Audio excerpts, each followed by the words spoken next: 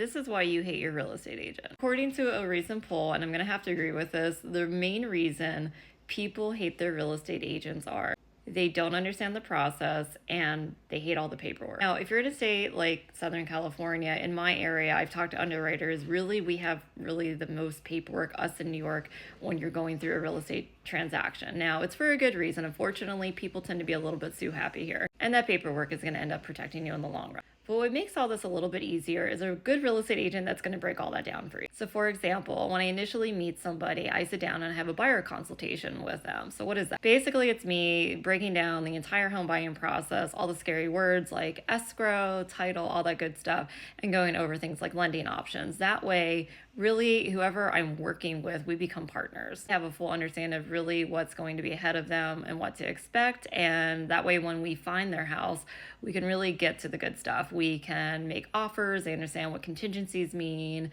and really everything else that's going to be on that contract. And after that offer gets approved, they really know what is ahead of them.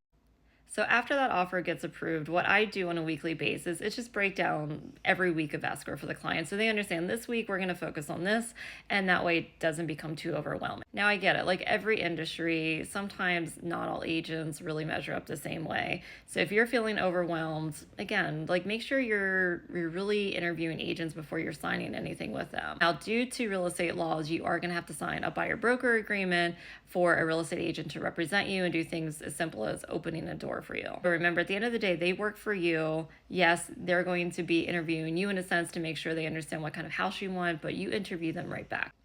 Hopefully this was helpful. Let me know if you have any questions.